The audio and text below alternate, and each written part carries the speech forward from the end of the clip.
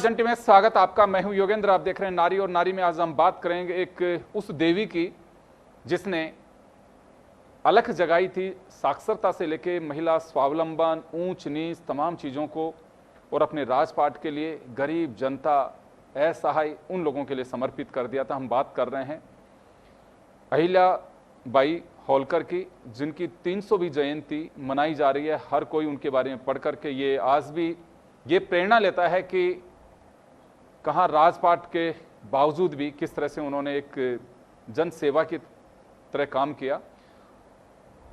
अभी सरकार उनकी 300वीं जयंती को और बीजेपी भी बड़े स्तर पे मना रही है, लेकिन सबसे बड़ी बात यही है कि उनके जीवन के मूल्यों को अगर हम वास्तव में आज भी उतारें तो प्रासंगिक है।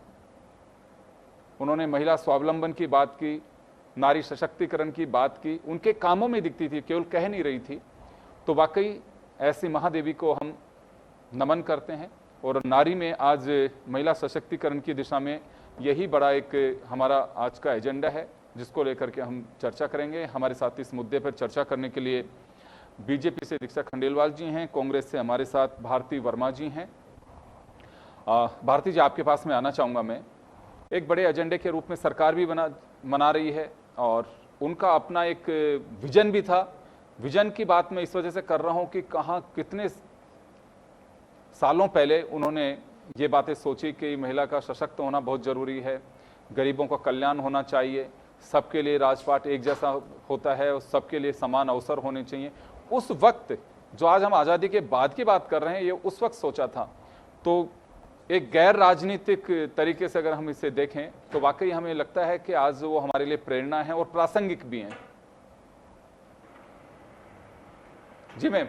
निश्चित रूप से अहिल्याबाई जैसी नारी सशक्तिकरण की प्रतीक महिला को मैं भी नमन करना चाहूँगी, लेकिन बीजेपी जिस शोर शराबे से और जिस शोशेबाजी से इसको अंजाम देना चाह रही है, मैं नहीं समझती कि राजस्थान की महिला इतनी सशक्त है। हर जगह घोर निराशा है, महिला का सम्मान नहीं है। चाहे ऑफिस हो, घर हो, गांव हो, शहर हो, महिलाएं कहीं भी अपने आप को सुरक्षित नहीं पाती है। जबकि अहिल्याबाई होलकर ने महिला सशक्तिकरण की दिशा में नए नए कदम उठाए थे।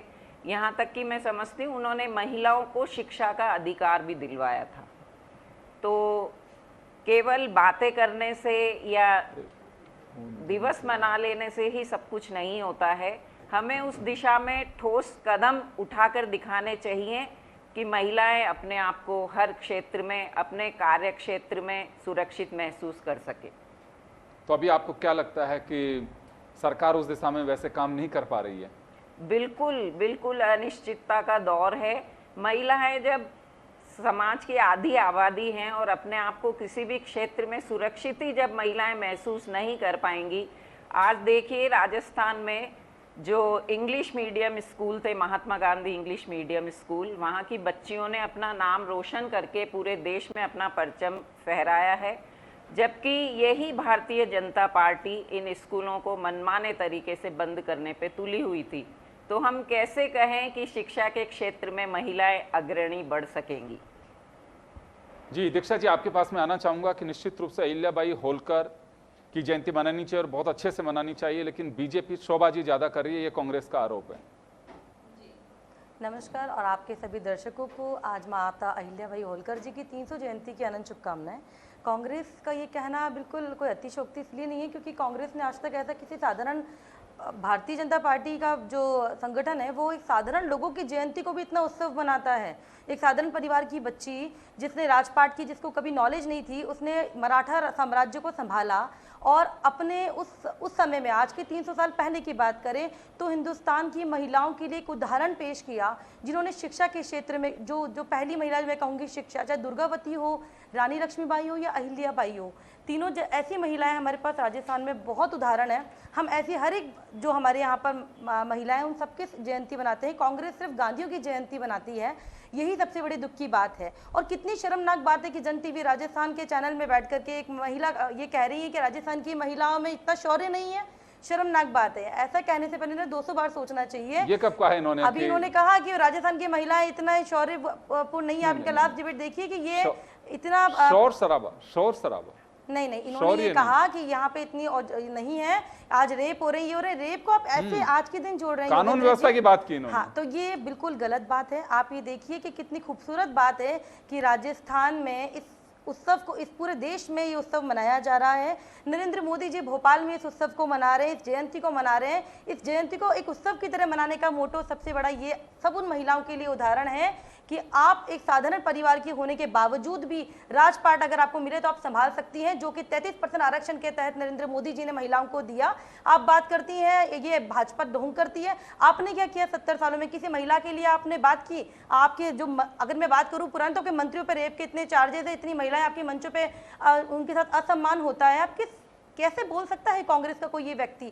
नरेंद्र मोदी जी के नेतृत्व में महिलाएं बराबर के पायदान पर आई, ये पूरा देश नहीं पूरा विश्व देख रहा है। और हाल ही में जब ऑपरेशन सिंदूर की मैं बात करूं तो जब 2 महिलाओं को नेतृत्व करने का मौका दिया गया तब सारी बहनों का, अब मैं कहूंगी कि फक्र उनका हो गया कि हमारे प्रधानमंत्री जी ने महिलाओं पे इतना विश्वास किया। अब तक घर में चौका चूल्हा संभालने वाली महिलाएं जिनको एक बेचारी बना के रखा हुआ था, उन महिलाओं को दिखा दिया कि हम पाकिस्तान में तुम्हारी जाकर के तुम्हें घुस करके मार सकते हैं, हम पाकिस्तान में जाकर के तुम्हारा अस्त्र शस्त्र सारा वो कर सकते हैं। आप ये देखिए नरेंद्र मोदी जी के नेतृत्व में किस तरीके से महिलाएं बढ़कर चढ़कर के हिस्सा ले रही है, चाहे राजनीति में हो, खेलकूद में हो, आप ये देखिए सुरक्षा एजेंसीज में हो, आप हर क्षेत्र में महिलाओं को बढ़ता हुआ देख रहे हैं। 70 साल बाद आजादी के हम शौचालय की बात करते हैं तो शर्म आनी चाहिए कांग्रेस को कि 70 सालों में आप शौचालय तो दे नहीं पाए। आज यहाँ आकर आप बात करें कि महिलाओं के साथ बलात्कार हो रहे हैं। बलात्कार ना हो इसलिए शौचालय बनाए गए, तब आपने मजाक बनाया। बलात्कार ना हो इसलिए महिलाओं को सशक्त किया गया, आपने मजाक बनाया।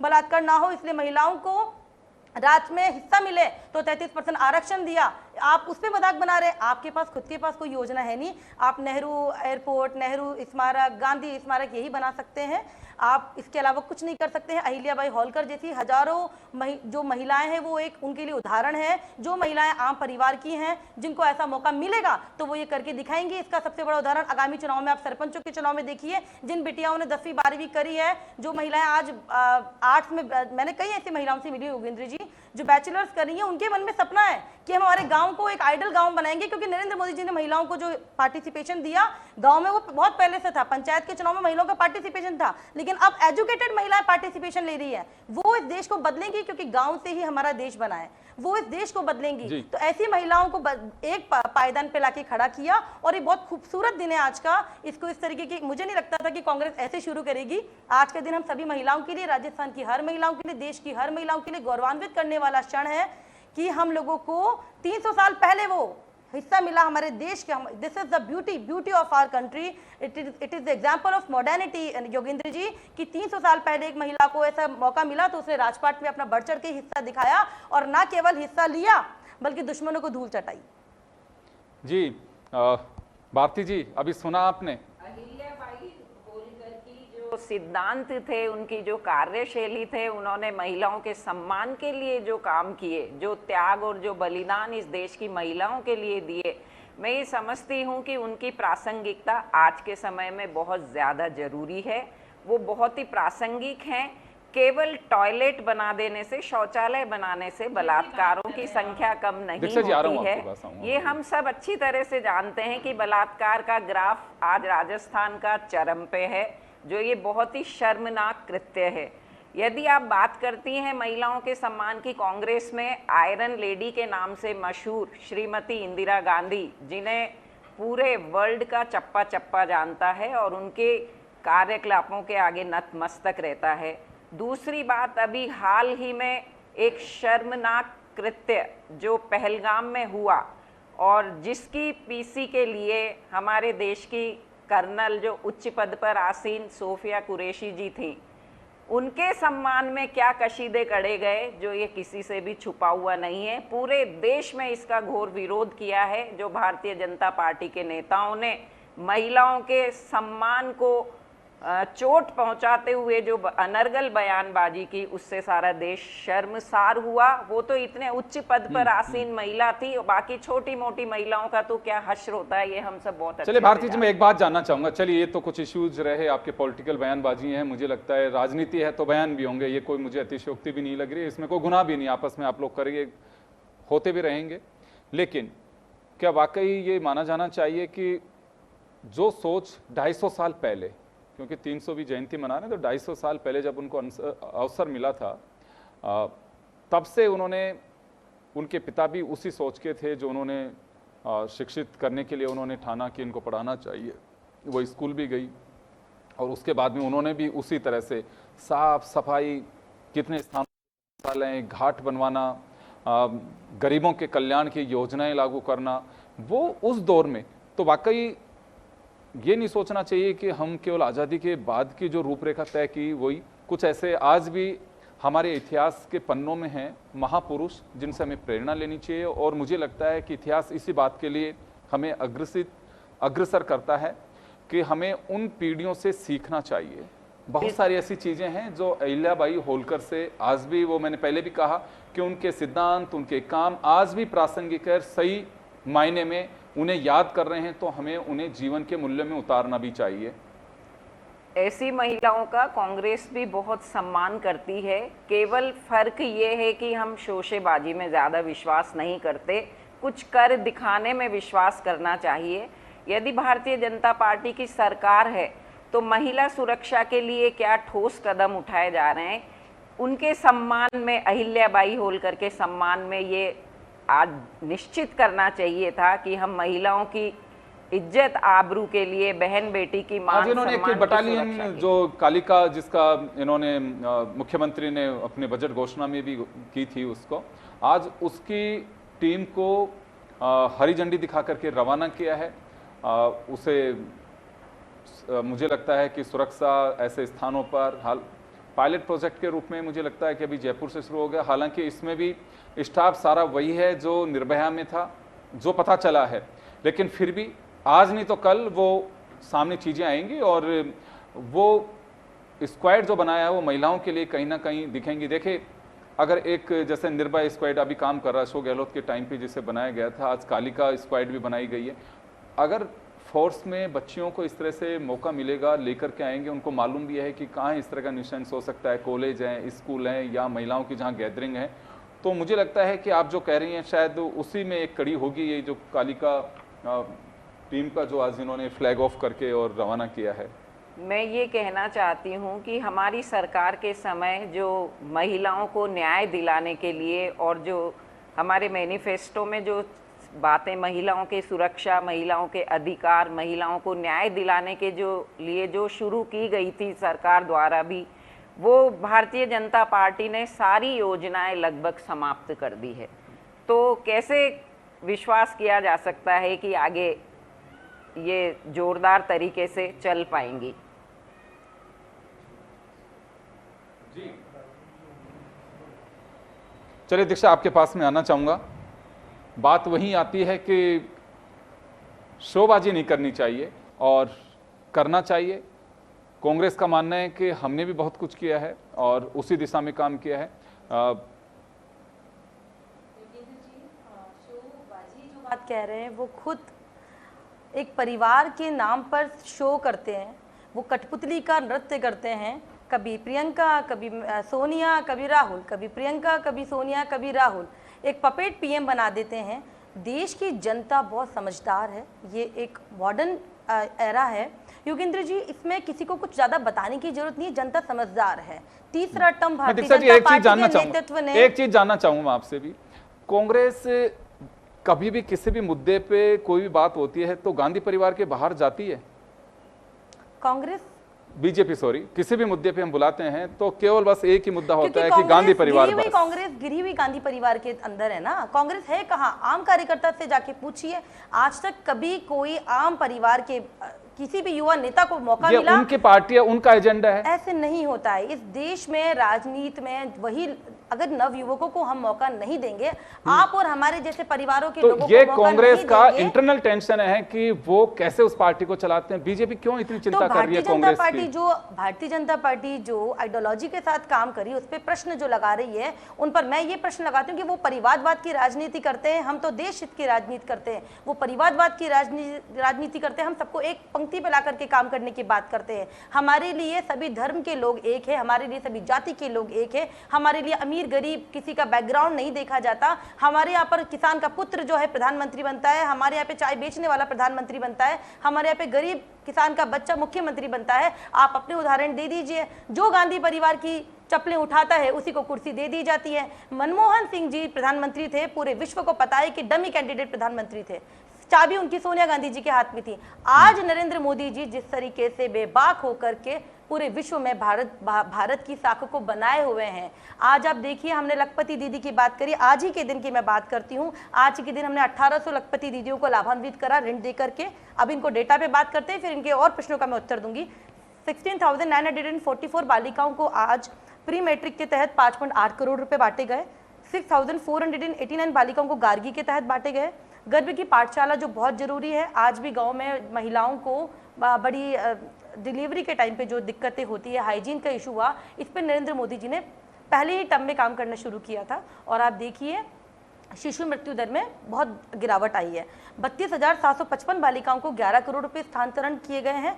एजुकेशन जो है वो बहुत ज़्यादा जरूरी है किसी भी कंट्री, किसी भी नेशन के लिए। अगर आप बालिकाओं को सशक्त नहीं करोगे, आप बात बात कहते हैं आधी आबादी, बिल्कुल साहब आधी आबादी है, इसीलिए तो फिक्र करी प्रधानमंत्री जी ने, बिल्कुल साहब आधी आबादी, इसीलिए तो शिक्षित करने की बात कहते हैं, इसीलिए तो पार्टिसिपेशन देते हैं कि जब संसद और विधानसभा के अंदर उन महिलाओं की आवाज़ गूंजेगी ना योगेंद्र जी, तब महिलाएं सशक्त बनेंगी। ये कहने से नहीं होता। अगर 70 सालों में आपने महिलाओं को सशक्त किया होता तो आप ही की पार्टी की प्रवक्ता, आपके सांसदों पे, आपके बड़े मंत्रियों पर, आपके प्रभारी मंत्रियों पर रेप का आरोप नहीं लगाती। आपके कितने मंत्री जेल में जाकर आए बलात्कार के तहत। आपके यहाँ महिलाओं को, अब मुझे इस चैनल पे आज के दिन, क्योंकि आपका ये स्पेशल एपिसोड होता है महिलाओं के लिए, मैं तो ऐसी बात नहीं कह सकती, लेकिन महिलाओं का शोषण कर कर जो महिलाओं को लाभान्वित करते हैं, ऐसे हम लोग नहीं है जी साहब। हम तो हर एक उस महिला का स्वागत करेंगे जो महिलाएं आम परिवार की हैं और राजनीति में काम करना चाहती हैं, और हम हर उस महिलाओं का सम्मान करेंगे जिन्होंने इतिहास लिखा है। एक बात मैं बताना चाहूंगा, जिस घिनौनी घटनाओं का आप जिक्र कर रही हैं, हर राजनीतिक दल में ऐसे दरिंदे मौजूद हैं। आप ये क्लीन चिट नहीं दे सकते किसी पार्टी को। आप जिस तरीके से मैंने क्या कहा, सुनिए, हर राजनीतिक दल में ये दरिंदगी मौजूद है। हाँ, मैं पार्टी के किसी नेता को, शीर्ष लीडरशिप को कटघरे में खड़ा नहीं करता। उसकी वजह साफ है कि ये पूरे समाज के अंदर ही जिस तरह की गंदगी फैलती जा रही है, वो लोग जब घरों में कोई सुरक्षित, कोई राजनीतिक दल, कोई ऑफिस या कोई, वो किस बात की गारंटी नहीं दे सकता। इस वजह से सुनिए, इसी वजह से जब भी मैं कई बार इस बात को लेकर कहता हूं, बलात्कार जैसी घटनाएं जिसपे मानसिक विकृति, मैं मानता हूं किसी भी, चाहे नेता हो, चाहे कोई जर्नलिस्ट हो, चाहे कोई ब्यूरोक्रेट हो, चाहे कोई पुलिस वाला हो, चाहे एक सड़क छाप इंसान हो, वो किसके अंदर आ जाए कोई पता नहीं है। ये एक सामाजिक बुराई है, इसको राजनीतिक चश्मे से या राजनीतिक कटघरे में खड़ा नहीं करना चाहिए। ये सुनिए, ये सबके सामने चुनौती है। और अगर कोई भी अगर आरोप लगाते हैं तो मैं सबकी फहरिस्त भी खोल सकता हूं, किस किस के कहां कहां, किस किस पार्टी में किसके कारनामे, कौन चकला घर चलाता था, कौन क्या करता, सबके हैं इसमें। तो मुझे लगता है कि ये आज उस महादेवी के जन्मदिन पर हम चर्चा कर रहे हैं। वास्तव में समाज के हर व्यक्ति को देखना चाहिए कि महिला का वो आत्मसम्मान कायम रहना चाहिए जो वर्षों पहले भी महिलाएं सोचती थी। ये केवल आज घूंघट प्रथा है, कोई हमारे संस्कारों में, कल्चर में नहीं थी। ये केवल उस नाते से आई, चाहे मुगलों की वजह से आई, हालांकि अंग्रेज इसके भी खिलाफ थे, लेकिन केवल हम सिर्फ एक आइडिया यही लेके चलें कि हमारे बस देश में केवल ही बलात्कार ही होते हैं और कुछ होता ही नहीं है, ये मुझे लगता है इससे दूर रहना चाहिए। नहीं करनी चाहिए थी। जैसे ही डिबेट शुरू हुआ, मेरी साथी प्रवक्ता ने यही बात शुरू कर दी। मैं यही कहना चाहती हूँ, आज माँ अहिल्या बाई की 300वीं जयंती का उत्सव मनाया जा रहा है। आप सभी को भाजपा कांग्रेस से हट करके एक महिला होकर के आप सोचिए, हो सकता है हम राजनीतिक दल से हैं, हो सकता है हमारे विचार अलग हैं, हो सकता है हमारे है हमारे विचार अलग, लेकिन क्या हम इस पहलू पर जो महिलाओं के लिए, लाखों महिलाओं के लिए उदाहरण बन सकता है, क्या इस पहलू पर हम एक नहीं हो सकते? क्या हम इस बात का स्वागत नहीं कर सकते कि नरेंद्र मोदी जी ने कितना अच्छा ये निकाला कि हम तिरंगा यात्रा का उत्सव मना रहे हैं, महिला भाई जी की जयंती मना रहे हैं, हम महिलाओं बेटियों के लिए नई नई जो उनकी योजनाएं उससे उन्हें लाभान्वित कर रहे हैं, उन बहनों के अकाउंट में पैसा आ रहा है, उनको स्कूटीज मिल रही हैं, मेधावी छात्राओं को आज लाभान्वित किया जा रहा है, गार्गी पुरस्कार वाली महिलाओं को, लाडो प्रोत्साहन महिलाओं को, हर एक महिलाओं, अब मैं आपके आई डिडंट इंटरप्ट यू ना please, it's my humble request कि आप मुझे कंप्लीट करने दें। आप उन महिलाओं को लाभान्वित होने पर आप प्रश्न लगा रही हैं कि क्यों मनाया जा रहा है। जब ये डिबेट शुरू हुआ योगेंद्र जी, मैंने बड़ी सरलता से, बड़ी सहजता से सबको जयंती की शुभकामनाएं दी और मैंने अपनी बात रखी। आप आक्षेप लगाएंगे तो मैं प्रवक्ता हूं, मेरा काम है मैं माफी चाहूंगा, मैं रोकना चाहूंगा दोनों को। आईना दिखा दो, मैंने आईना दिखाया कांग्रेस को कि अपने गिरबान में देखें। आयरन लेडी सिर्फ इंदिरा गांधी थी, आपकी पार्टी में कोई दूसरी नेता बता दीजिए जो आम परिवार से आकर के यहाँ तक पहुंची हो, जिसको आपने प्रधानमंत्री बनने के लिए मौका दिया हो। आपने दूसरा नाम सिर्फ सोनिया गांधी का ही क्यों रखा? आपने सिर्फ दूसरा नाम सोनिया गांधी का ही क्यों रखा? क्यों आपने किसी आम महिला को नहीं बनाया? क्यों हमने जब राष्ट्रपति बनाया के लिए प्रस्तावित किया, तब आपने राष्ट्रपति जी को कह करके कि वो ऐसे परिवार से, उनके चेहरे पर बॉडी शेमिंग आप कर रहे हैं। क्या आप हमारे ऊपर आक्षेप लगा रहे हैं? हमने एक आदिवासी महिला को राष्ट्रपति जब बनाया गया तो आपने प्रश्न लगाया, हमने किसी साधारण महिला को बनाया गया तो आपने प्रश्न लगाया। यही सबसे बड़ी प्रॉब्लम है, हम कहते नहीं है, हम करते हैं। नरेंद्र मोदी जी का सशक्त नेतृत्व हर एक महिला के लिए मजबूती और सिर्फ मजबूती लेकर आ रहा है। हर एक महिला सशक्त हो रही है, बराबर के पायदान पे आके खड़ी हो रही है और मुझे बहुत खुशी है मेरे भाई योगेंद्र जी ने आज इस टॉपिक पर हमें बुलाया, हमसे बात करी, क्योंकि सच में ये 300 साल पहले जो मॉडर्नाइजेशन था उसका बहुत बड़ा एग्जाम्पल है कि महिलाओं को, एक आम परिवार की महिला को अगर राजपाट संभालने का मौका दिया जाए तो वो बहुत अच्छे। चलिए मैं माफी चाहूंगा, मैं रोकना चाहूंगा दोनों को ही। चलिए आज हमारा जो एजेंडा था वो वही था कि अहिल्याबाई होलकर, जो आप सभी स्क्रीन पे भी देखें, उनका अपना एक मैकेनिज्म जिस तरह का डेवलप किया था 250 साल पहले जब उन्हें अवसर मिला था, 300वीं उनकी जयंती मनाई गई है, तो निश्चित रूप से हमें उन्हें आज भी अनुसरण करना चाहिए, प्रेरणा लेनी चाहिए। और प्रेरणा इस नाते से नहीं कि उनके काम को, आज भी मैं कहूँगा नई पीढ़ी से कि उनकी हिस्ट्री, उनकी जीवनी को पढ़ना चाहिए। आजकल तो सब जगह उपलब्ध है और देखना चाहिए कि वाकई 250 साल पहले क्या सोच थी, बिना किसी निर्विवाद तरीके के, ना ही किसी तरह का उनका एजेंडा था कि मुझे भविष्य में इसका कोई लाभ मिलना चाहिए। तो मुझे लगता है कि ये सबको होना चाहिए। आजकल तो चीज़ें सब कुछ अलग अंदाज में होती हैं कि हम करें चाहे कुछ भी, पहले पत्थर तैयार होना चाहिए, उसके बाद में योजना लागू हो नहीं हो कोई इशू नहीं है। तो राजनीतिक दलों को वास्तव में आत्मसात करना चाहिए कि इस महापुरुष की जयंती को हम मनाने जा रहे हैं और मना रहे हैं। और मुझे लगता है कोई राजनीतिक एजेंडा भी नहीं है। सरकार बीजेपी की है तो बीजेपी ने इस अवसर को बनाया है, कांग्रेस के पास में अवसर था तो कांग्रेस को देखना चाहिए था। आप सभी का बहुत बहुत शुक्रिया। नारी में इतना ही, दीजिए इजाजत, नमस्कार।